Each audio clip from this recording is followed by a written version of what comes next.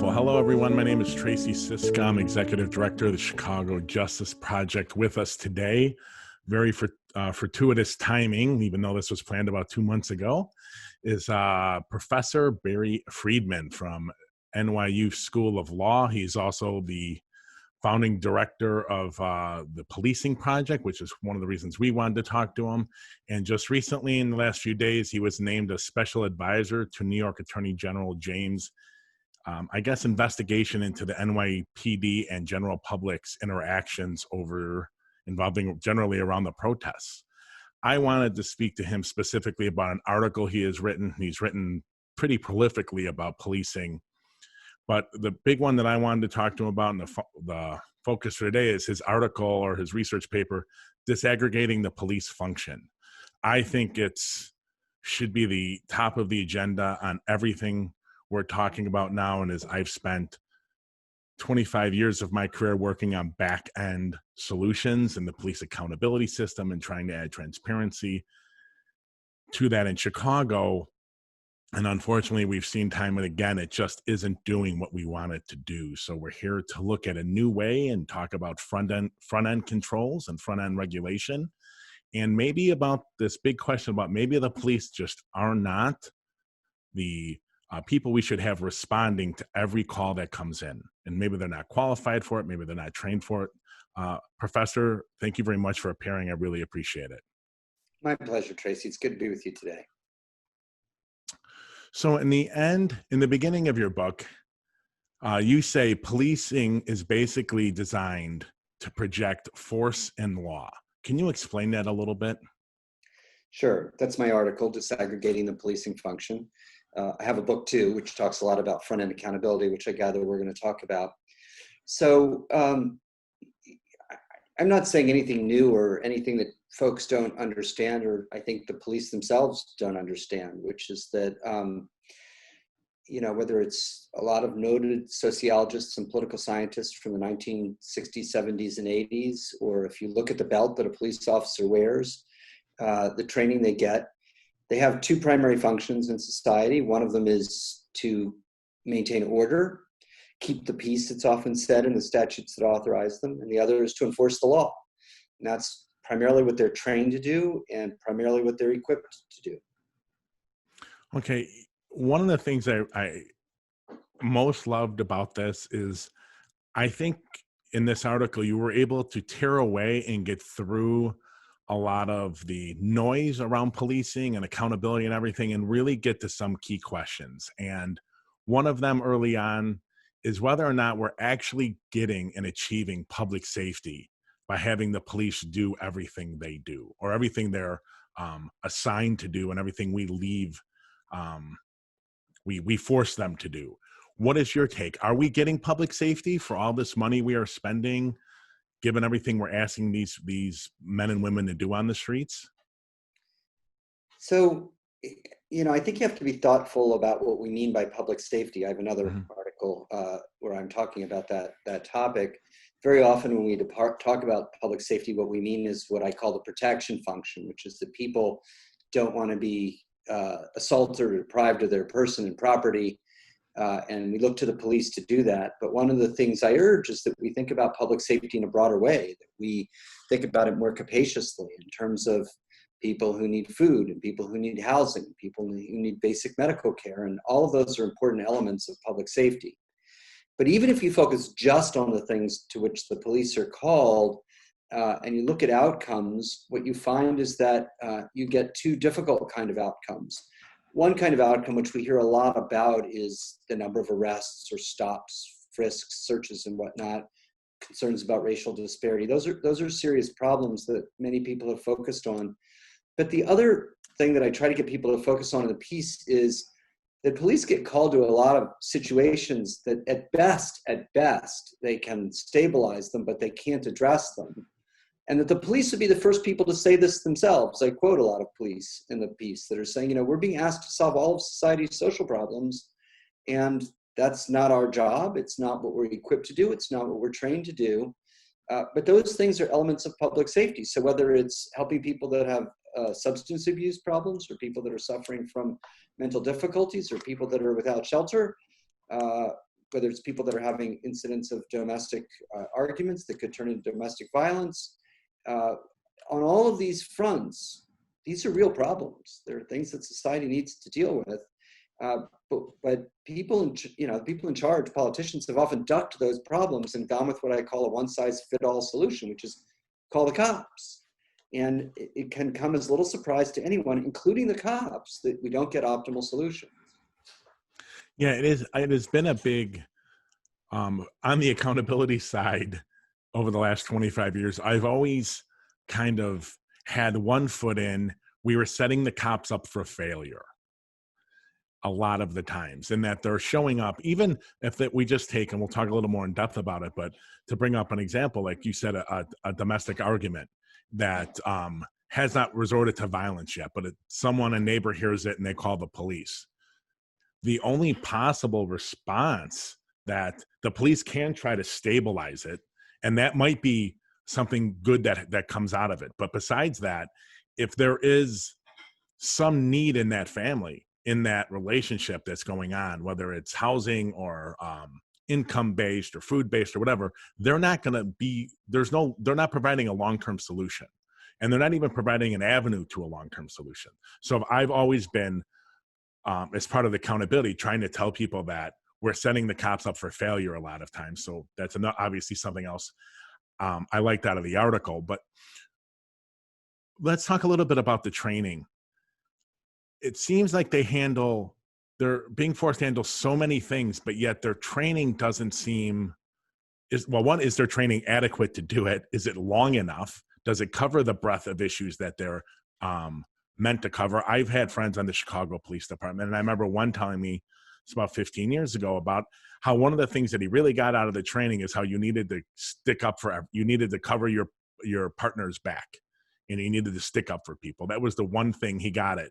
And he still to today complains all the time about not having enough yearly training to get advancements and be able to handle what they are. So I just want to hear you talk a little bit about the training. Yeah, it's interesting because you often hear cops and particularly police unions push back against reforms. And the thing that I don't get is that the cops are being disserved. If I were a police officer and people were saying, we think there's a need for reform, we want to give you more training, we want to increase your abilities and your capacity, I think, great. I can't think of a time in my life where I've turned down more and better training. People pay good money for more and better training. In my article, I try to ask the question that I also had an editorial about this in the Wall Street Journal recently, and I really think is the question we all should be asking, which is, what should first response look like? So the way that you need to think about these problems is that there's initial response and then there's follow-up. And what we do in society most of the time is we initially respond and we try to throw a Band-Aid on something and there isn't any follow-up. And so cops in that way are stabilizers. Whether they're the best stabilizers, whether they have the tools to stabilize in the best way, that's a difficult question, but that's what they are. And what I suggest in the article is that maybe we need to reimagine first response. That we need to actually have a set of first responders with a breadth of training.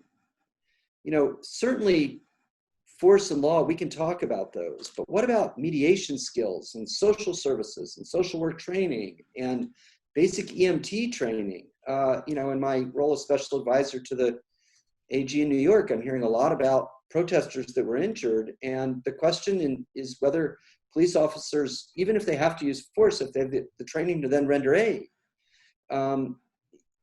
Basic report writing skills. I mean, we could actually talk about traffic enforcement, which I'm fascinated with, and criminal investigation.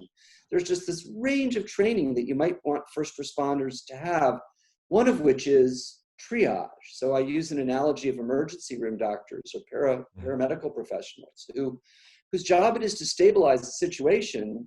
Emergency room doctors are amazing. You walk into the emergency room with cardiac arrest or with a puncture wound or any number of things, and they can do something immediately. But then they also recognize the limits of their capacity and know when to call in specialists. And what we don't really have is a system on the street where when the police show up to deal with the problem, they can radio in the team that can come work toward a long-term solution. And so the police will tell you, and there's data to support the fact that cops are asked to come again and again and again to the same address and to the same street, the same neighborhood, for the same set of problems, because we're just whipping through the Band-Aid box, putting on one Band-Aid after another, instead of saying, what are the deeper concerns? What are the deeper issues? What is the problem that needs solving, and how do we go about it? And if I could just put in a plug, because I think it's important, Yes, we are working in Chicago right now as part of the Neighborhood Policing Initiative to try to change exactly this, to try to enable or even bring back, because it's not a novel concept, problem-solving policing, which is where the police and the community work together to identify root causes and solve those problems. And that's really what needs to happen broadly with policing in America.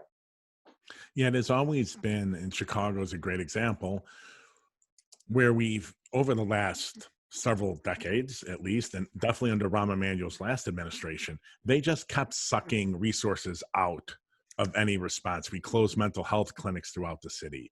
We closed 50 schools in the most, the least advantageous, the least built communities that could withstand that. We kept pulling out the resources instead of putting them in. And so a section in your paper talks about unaddressed chronic social harms. And two of them that you talk about are mental illness and substance abuse. And we have a system now, just broader in the United States, is where we've turned to criminalizing these, right? Where we're not, and the officers know. We had a woman in a neighborhood called Uptown in Chicago years ago that an alderman got in a beef with, but the police knew her. She was homeless. She dealt with mental health issues and probably substance abuse issues. And she had been arrested like 200 times, right? But there was no, after the police arrested her, there was no intervention. There was no system to bring in. There was no backup responders to do follow-up to try to treat what was at the core of the problem, which wasn't necessarily a policing issue or even a crime issue, but it was the only one the public knows to call. I had a longtime source in the department, high up in the ranks, and he would say, he goes, my troops don't understand. We're the social workers. We're the social work agency of first resort instead of the social work agency of last resort, because all the other agencies haven't. You can't call them and get them to respond 24 hours a day. What would it look like to have a mental illness and substance abuse? In your opinion, what would it look like to have that follow-up? What would that follow-up look like? Or not even in follow-up. There's a call of someone dealing with mental illness. What does that response ideally look like if there's not an imminent threat of violence or violence already happening? In your judgment, what does that response look like?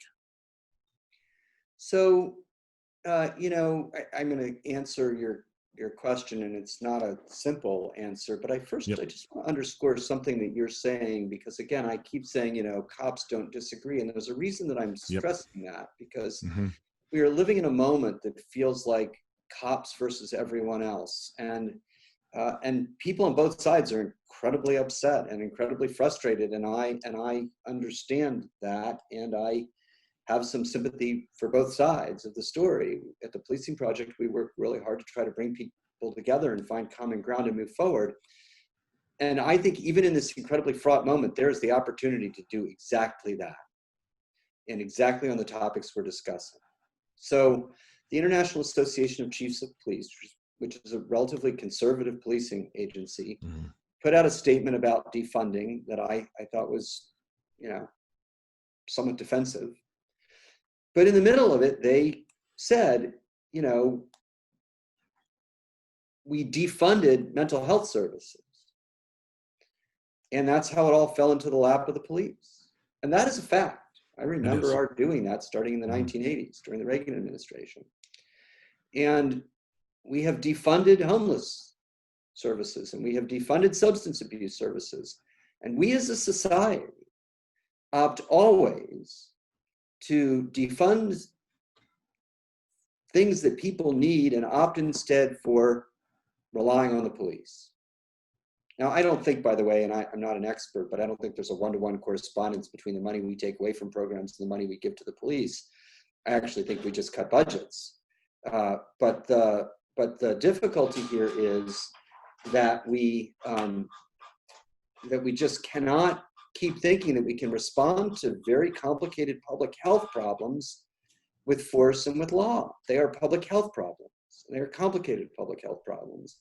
And we as a society need to deal with that.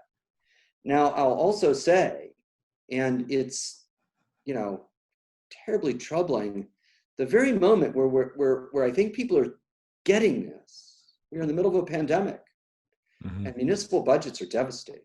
I mean, they're just devastated. And so I'm generally fearful for where we head right now, because where there might have been solutions at another time, they are going to be very rare.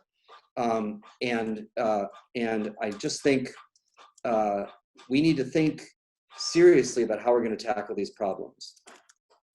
I agree with you. I'm very worried about the finances of our municipalities, states also, and the federal government also, but I'm very worried about the municipalities and what is even if there was the desire by the local legislators, city councils and stuff to find ways or to fund some of these services that we're going to be talking about today, I'm not sure we're going to have the resources available to really do what needs to be done. Another issue I want to talk about that I've long said. I just want to. Yeah, go. I just want to jump in for a minute. Yep, I'm please. sure we're not going to have the resources. And, I get frustrated, and I am frustrated, and I'm going to not be quiet about that frustration. We've had fatter times where we did have the resources. And though I understand that there's tremendous anger toward the police right now, and I understand why there is that anger, and I'm not seeking to minimize it, though I think we should be sensible about it. There ought to be more anger at public officials who, responding to an electorate that wanted lower taxes and wanted to not be troubled with these social problems, just even in fat times, left us without the resources to help people that needed help. And especially when I hear those public officials now pointing fingers at the police, I kind of want to say, where were you over the last 5, 10, 15, 20 years? The police didn't defund mental health services and homelessness and substance abuse and cut resources for, dealing with traffic issues and whatnot. It was public officials. And we ought to be able to cast that responsibility where it belongs. I 100% agree with that. And I have been pushing long and hard for local officials to be held accountable for their financial lack of regulation or their financial, what they approve in local jurisdictions, especially in Chicago, because it's where we're concentrating right now. But there's an absolute correlation between some of the votes they've taken on financial issues, cutting taxes, defunding things, and the situation we now find ourselves in. And I think it's completely hypocritical for them to blame this all on the police, because some of them have been in 10, 15, 20 years, and they have a long history of votes on those issues that have significantly contributed to the situation we're in. The mayor didn't, in Chicago, for example, the mayor didn't defund mental health all by himself. He did not defund homelessness. He did not defund the schools all by himself. Those budgets were voted on, and I would love to see those political officials held to account and to take some ownership over what's been happening. Me too. I'm just going to move a little bit to an issue that I have always found for CJP. I've spoken to communities all over Chicago. And one of the things when you get in the most truly disadvantaged communities that I don't think ever makes it into the media or anywhere the left blogosphere, the right blogosphere, is this issue. When you talk about over-policing, and there certainly are those issues, there's also this issue that you talk about in your paper about under-policing. The inability, there's some of the things that are going on in these communities is that police aren't necessarily creating public safety, even with the over-policing, right? And you talk a little bit about domestic violence and sexual assault, but I think it runs the gamut, especially when they're so focused on drug crime. So I want you to, if you could talk a little bit about the under-policing, I'd appreciate it. Sure. I mean, this is the irony of the situation that we are in, which is that the same neighborhoods are both over and under policed, which, in my view, adds up to being wrongly policed. Mm-hmm. So the neighborhoods that are complaining about police conduct are the ones that often have suffered the greatest violence and crime. And we as a society have had to mess it up pretty badly for those neighborhoods to then say they want the police out. But we have messed it up that badly. And the question is, how do we get it right? Look, everybody wants to be safe. I've never met someone who said, I don't want to be safe. And so the question is, how do we make neighborhoods and communities safe? And I don't believe there's any way to do it without involving the neighbors and the community. And again, we had this model that, you just send in the cops and they'd make it safe. But that's not how neighborhoods work. It's not how my neighborhood worked growing up. I mean, there were a bunch of folks who kept an eye on the neighborhood together, the people that lived there. And sometimes the police were involved, but most of the time the neighbors kept an eye. And we have got to have the mechanisms in place that have cooperation between the police and the communities to make communities safe in the ways that community members think they should be kept safe. They are the ones who should be deciding. And we have just lost track of that model. Yeah, we have. And in Chicago from the early 90s, it was about community policing. And my issue with it is I've attended a bunch of CAPS meetings called CAPS in Chicago meetings throughout the years. And, the meetings are to some extent made up of older people, and they're almost never made up of the parts of the families basically that have youth that are in that age from 14 to 25. Right? Those families are not part of that process. And we need to find a way to include them, make them feel safe. That whole thing has got to be rethought. And when I did hear that, I was in one meeting where I heard this woman say, my son's hanging out on that corner with those guys that are up to no good. You got to get him off that corner. And I kind of cringed because the cops only have one tool to make that happen. There's not a follow-up process to long engagement if he was gang involved to get him out of that gang. Their solution to that, because they are who they are, is to go arrest your son, right? And unfortunately for that mother, there was really no one else for her to reach out to go get that help, and that's a huge problem. Okay, I want to talk about thinking ways of. We're going to talk about different types of or defining cops differently. So you have in here a few topics. I want to run through them, and I want you to define them quickly for us, or talk about the definitions you talk about in your paper, which is cop is crime fighter. What does the public misunderstand about that? What do the police misunderstand about that? That's definitely the irony. So, very often we say, we need to get the cops to stop doing all this other stuff so they can fight crime. And they are the folks assigned to fight crime. But, even crime fighting, you need to sort of take apart what that involves and think about it and ask, who's the right responder? And is it always a person with a gun? Let's start with the simplest of examples, which is, not so much crime, but it's instructive, which is traffic accidents. So New Orleans has done, in my mind, a very wise thing, which is that they've contracted out taking accident reports from motorists. I mean, why are we sending armed cops to take a report in an auto accident where nobody's injured particularly? And basically all we're doing is we're doing work for the insurance companies. I mean, frankly, the insurance companies should have 24-hour adjusters who went out and took that information. They're the ones that are making money off of it. And why are they using up public services? So I don't, I'd free up some cop time instantly there. So then take, sort of move up the crime ladder. Well, let's just jump all the way to the top, like a homicide. So at a homicide, it's very rare that the police arrive and there's a perpetrator on the scene. Mm-hmm. So what do you need then? Well, you need victim services. you need forensics, you need interviews. So again, I'm just going to ask the question, is the armed cop always the best person to do all that?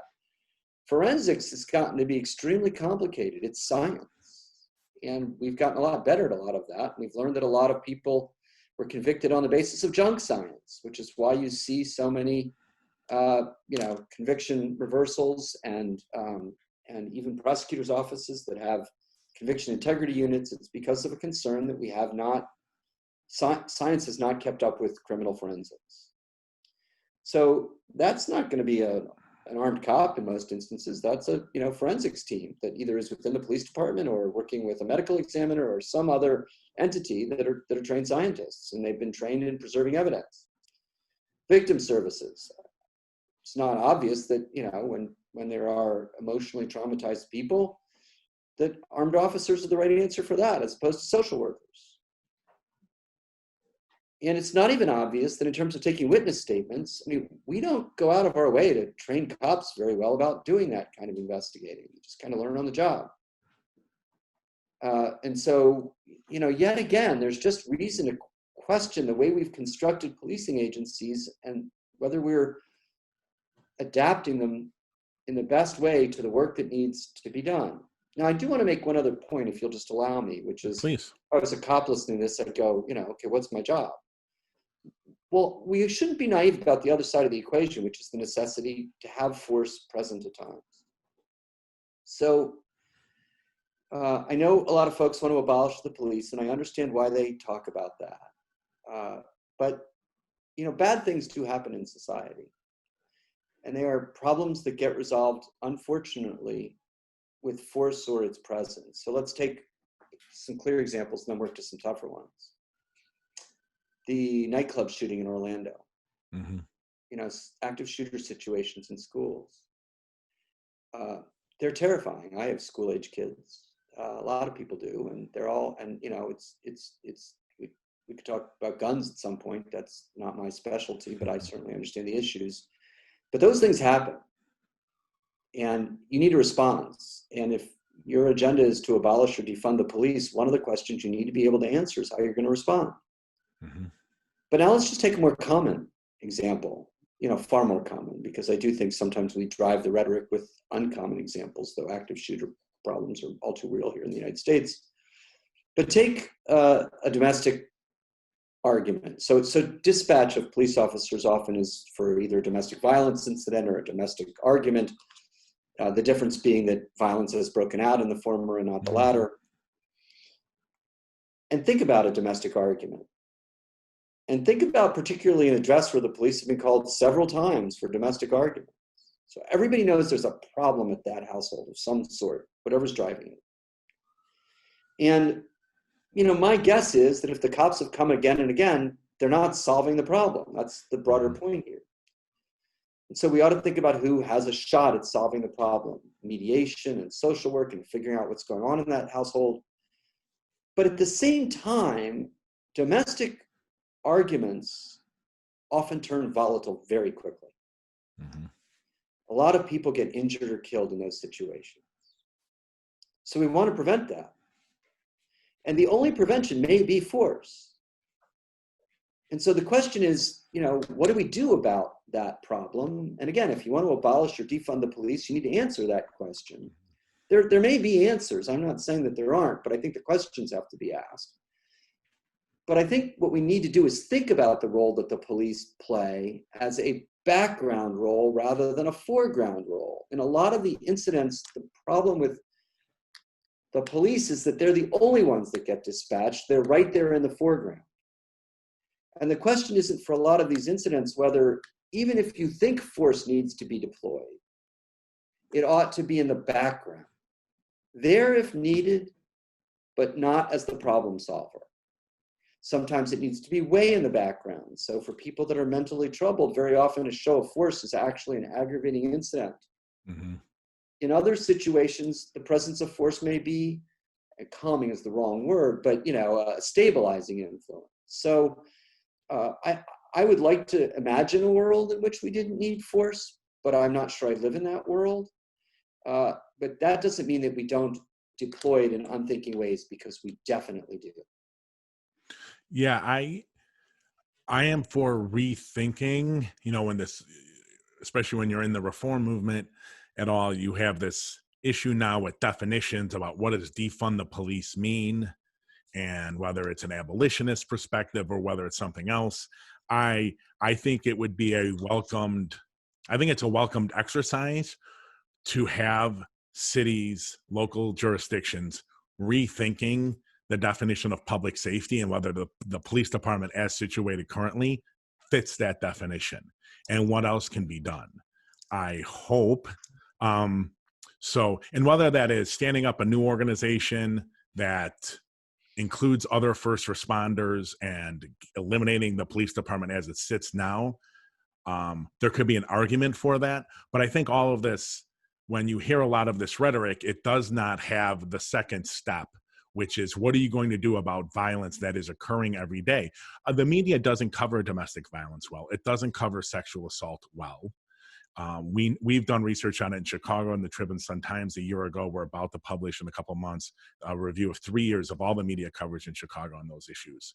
And I think the public doesn't understand the amount of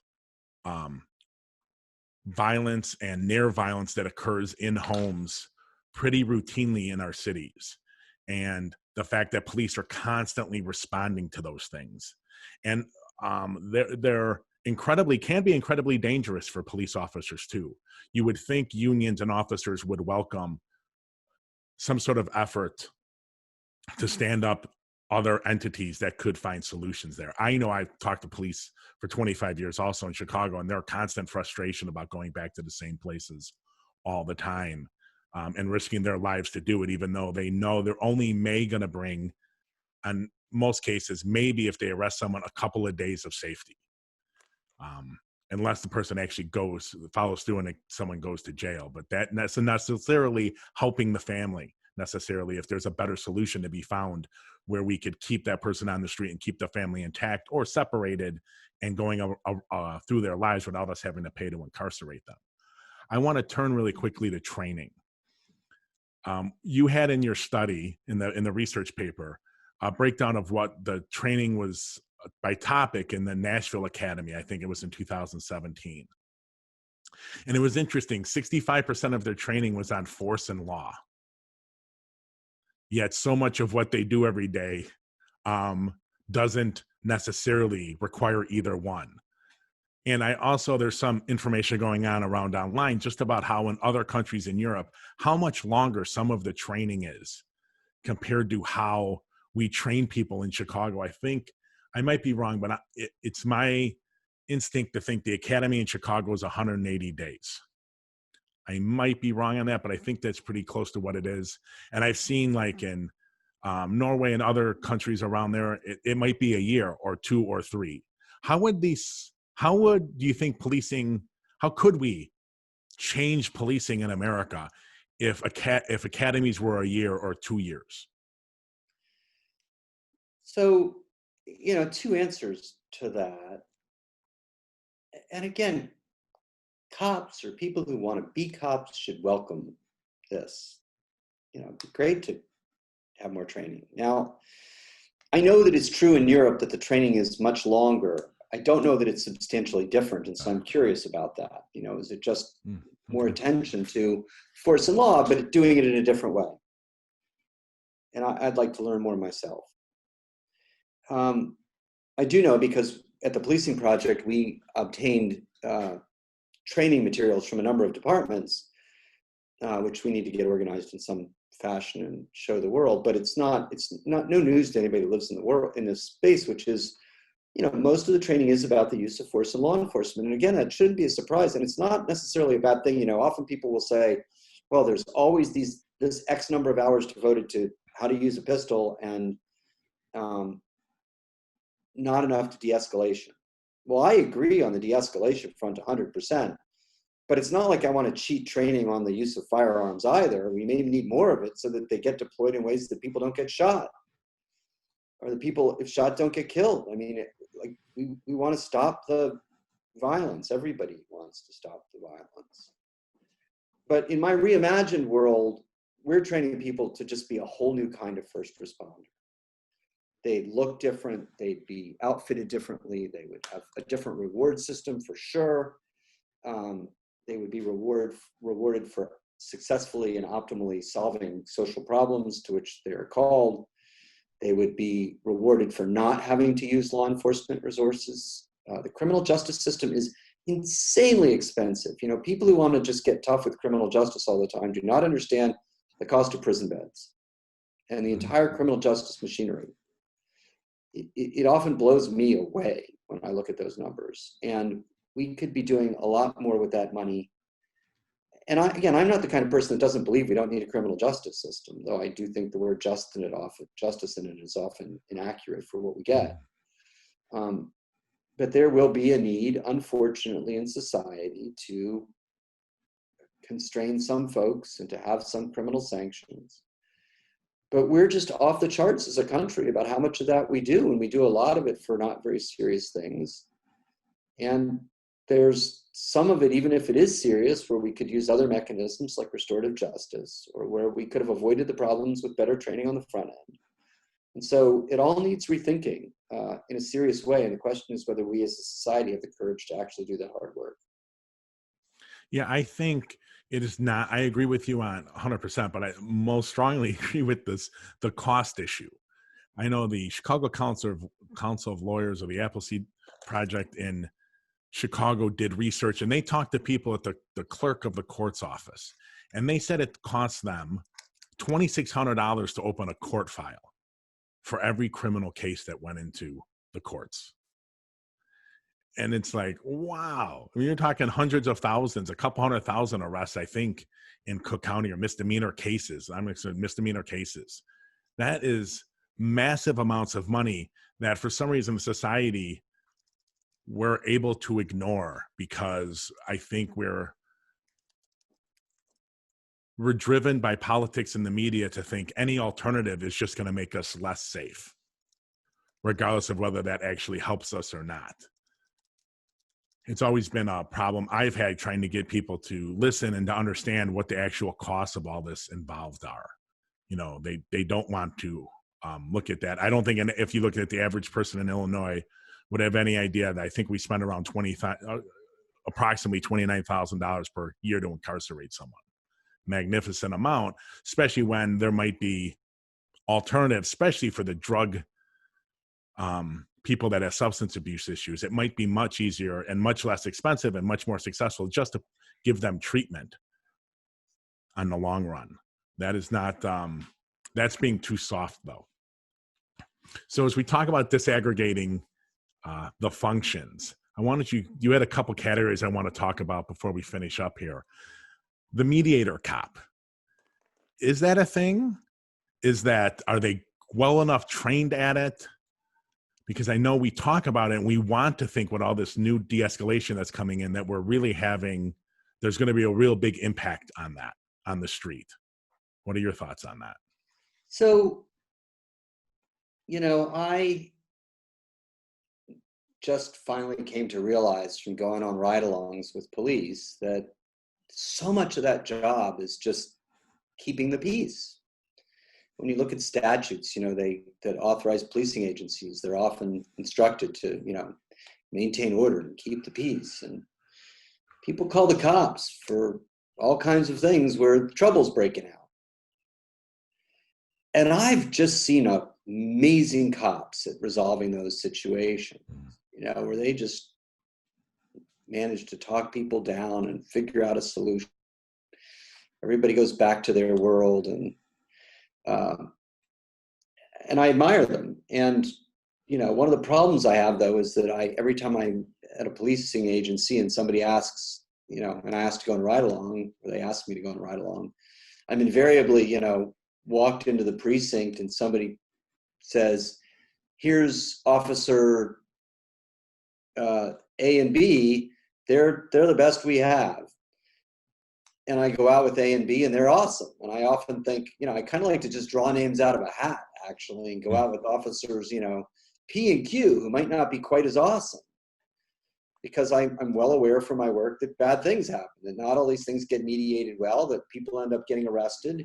And so, okay, it's possible in some number of instances that problems will be solved. And I'm not just talking about solved at the moment and stabilized and then we got to call in the other services, but actually resolved with somebody who's a good mediator. And I was in France once, and I was at a bakery, and somebody walked in with a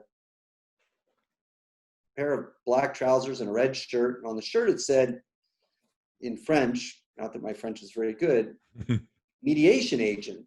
And so I went up in my very bad French and tried to have a conversation with the gentleman and did some research when I got back. And it turns out in France, and they don't do it very well, to be honest, you could do it a lot better than they're pulling it off. There's lots of complaints about this. But in France, they actually train people to be mediators, and then they put them out in, public parks and train stations and places and complicated neighborhoods where it turns out people have issues with issues they can't resolve. And I thought, how clever.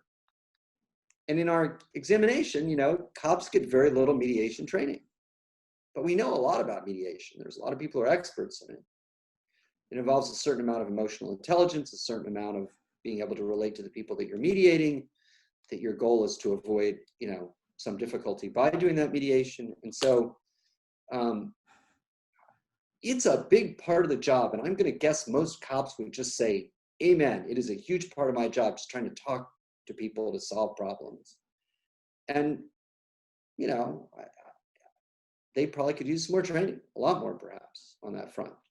And a reward system this is part of the problem with policing is we don't have a reward system to reward people for being the kind of good cops that people want to have and admire. We don't have a way for doing that. And in so many ways, that system is broken. I used to call it, before meeting my PhD health economist wife, I used to call it, we don't have a good reward system. And in the economics field, they say it's all about incentives. And I think that is true, that we have, I know when units have gone bad in the CPD, like the special operations section went bad, they had a chalkboard in their special office. They had a chalkboard that showed how many guns every cop got off the street. And if you were on the bottom of that list, you got hazed for not doing your job, right? Because that was the measurement, right? That was the measurement for their job. So go ahead. No, that's look, so this is a problem we just smacked into as a society and we haven't solved, which is, we used to reward cops for enforcement actions. So it was no wonder that we got lots of stops and searches and frisks and arrests, because that's what that's what got counted. What you measure is what you get, especially with cops. Cops would complain about it, but that was the system. So, now what do you do? I remember when we were talking about setting up the neighborhood policing initiative in Chicago, we had a big convening of advocates and activists and community members and CPD folks. And at one point in the conversation, we were talking about this subject and people said, what you should measure are waves. Like the number of times cops wave at somebody or somebody wave at a cop. And, you kind of chuckle at that and think that's unrealistic, but you get the point, which is that we haven't figured out a way to reward the behavior that we want. And if you can't reward it, if you can't identify it, describe it, and reward it, you will not get it. And so what we desperately need to do is think of a way to do that. And again, we're trying to do that with our neighborhood policing initiative in Chicago, which is to keep track of problems that are brought to the district coordinating officer's attention and whether they're solved. And that is the kind of reward system we should have. Also, if I can just say another word, one of the problems with policing agencies is that they're relatively flat organizations. Their organization chart is not very hierarchical. It's hierarchical eventually, but there aren't a lot of steps on the ladder. There aren't a lot of ways to get promoted or to have benefits that, again, incentivize the kind of behavior that we want. Yes, economists would tell us this. And we need to solve that problem, whether it's, vacation time or training opportunities or cash. And one of the things that's been on my mind a lot is just the ability to move laterally from jurisdiction to jurisdiction, which is we don't have enough lateral movement in this country of good cops. So you're always struck with the incentive structure within your jurisdiction.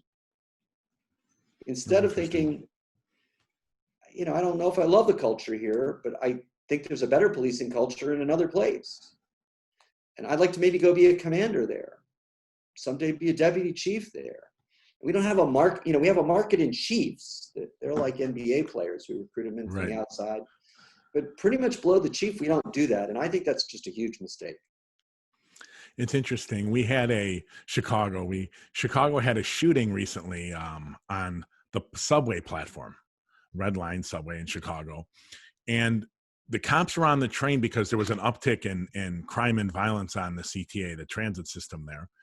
And so they put cops on the train to kind of stabilize that issue or take care of that issue. And we had this incident where these two officers tried to stop someone for walking between the cars, which when I was a kid, it was allowable and I would do it. We would do it all the time.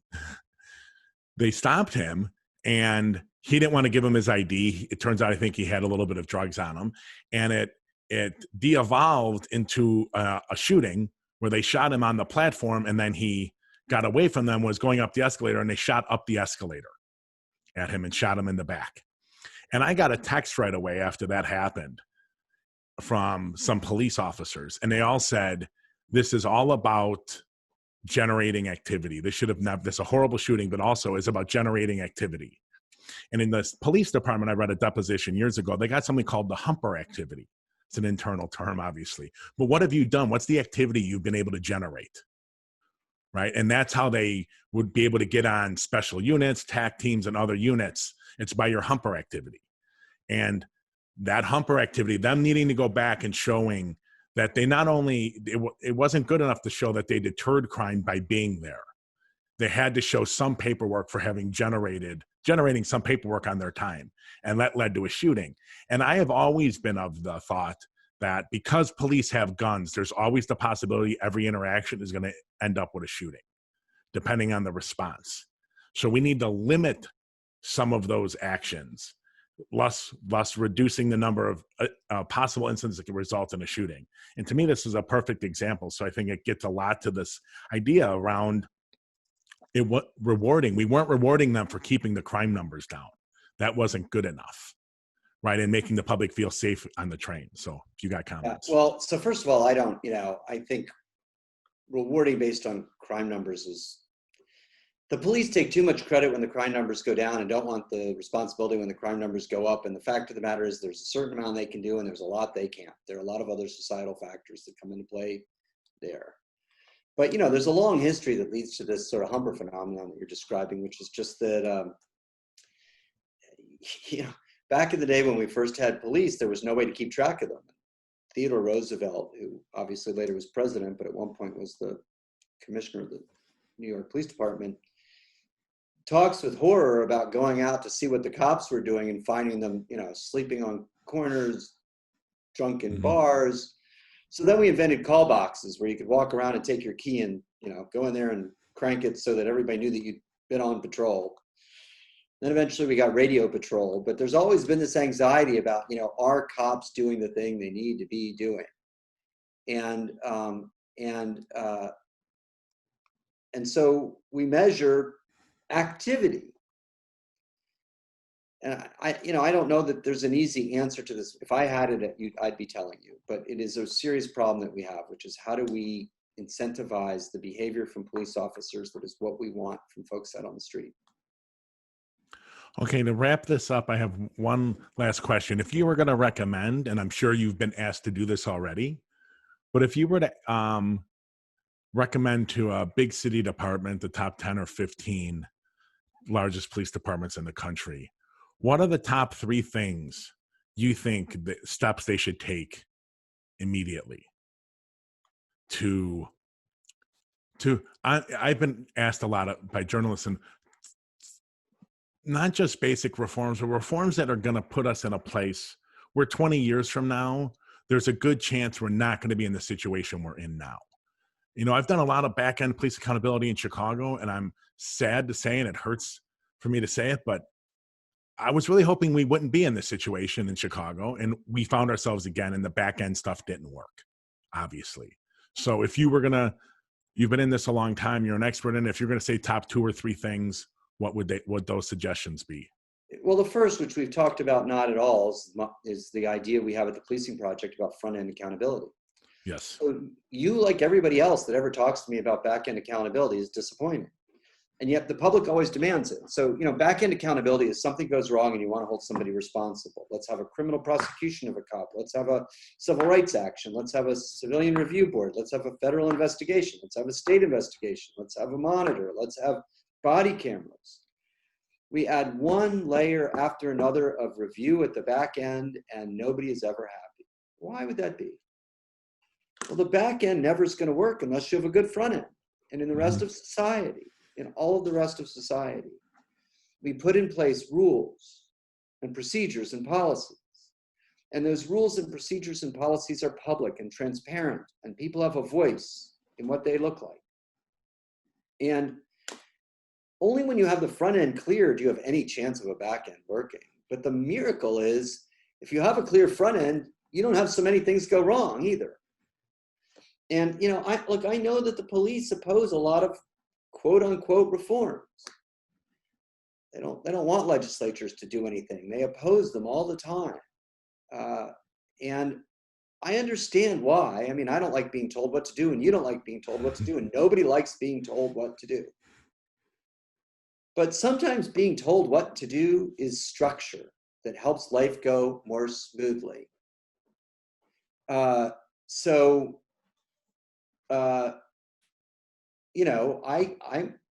live in a family, and there are rules, including what I'm supposed to do. And I have my responsibilities and my chores, and I don't always like them, but it creates structure for me and for my wife and my kids. And that's true in every organization and every unit, which is that you need that kind of front end structure.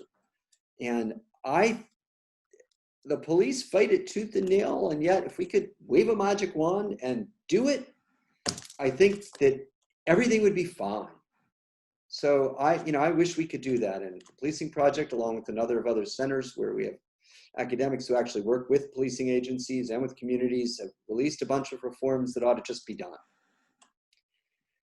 And on top of that, I think that the police ought to embrace the kind of neighborhood policing that we're trying to put in place in Chicago. And it means breaking down the tactical units and the specialized units and getting cops out on the street with time off of their radios to get to relate to the communities that they are policing so that people are working cooperatively together. That's number 2.